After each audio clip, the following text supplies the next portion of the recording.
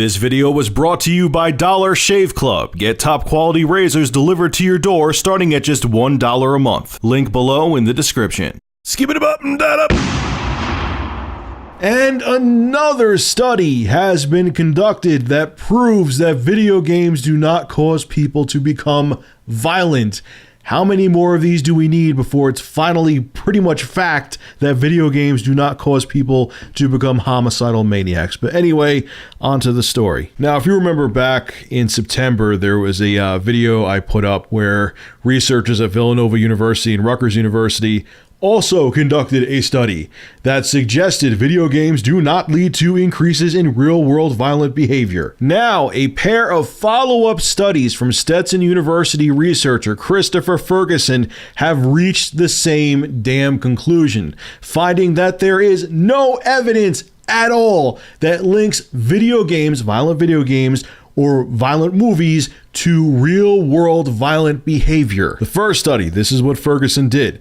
He measured homicide rates from 1920 to 2005 against the frequency and graphic nature of violence in movies. Okay, a slight link between violent movies and murder rates was found in the mid-20th century, but the connection decreased in the 1990s, a period when movie violence was linked with fewer homicides altogether. The second study was all about them video games. Ferguson looked at the Entertainment Software Ratings Board data for games released between 1996 and 2011, as well as federal youth crime data for that same exact period.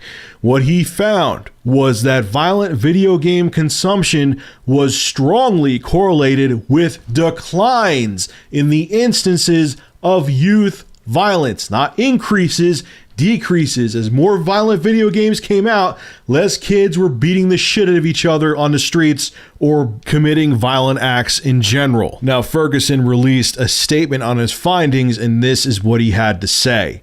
Society has a limited amount of resources and attention to devote to the problem of reducing crime. There is a risk that identifying the wrong problem, such as media violence, may distract society from far more pressing concerns such as poverty, education, and vocational disparities and mental health.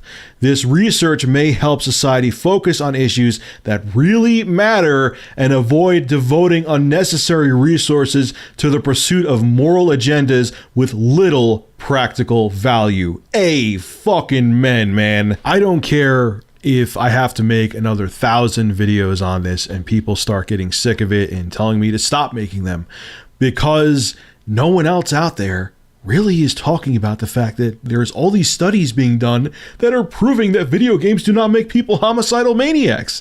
There's all you see, you watch Fox News, you watch Glenn Beck and all these, oh, look at these violent video games. They're teaching people to kill each other and hack into computers and they're making society crazy, and they'll with no evidence to back it up. That's the best part. You'll never see them cite an article or cite research being done by a university like I do with these videos. They'll just say, oh, well, look what they're doing in these games. And all these killings that are going on, they're trying to blame guns when these games are out there making these kids killers. It's not the guns, it's the games.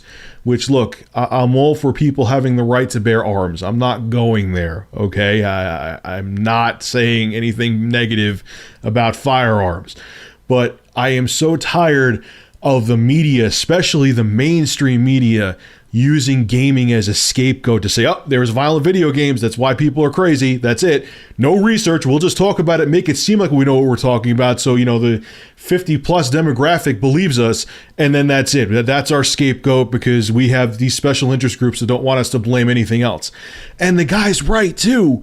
If we blame things that aren't causing people to become homicidal maniacs or to become violent, the real problems we don't really look at, like maybe it's depression, maybe it's the socioeconomic status of people, maybe it's their education, maybe it's demographics of where they live, whatever the case may be. But he has an amazing point, and it's so true, and it could become very dangerous.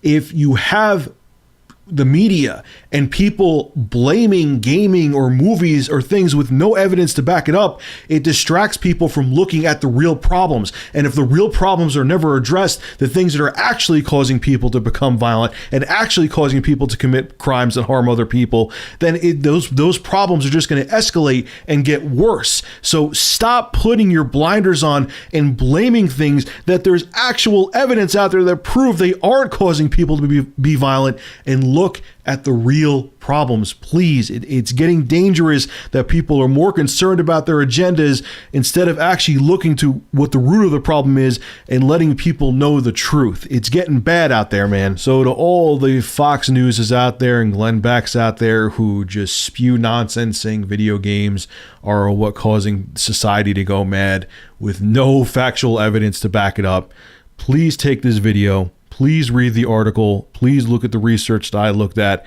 Take all that information and shove it up your ass.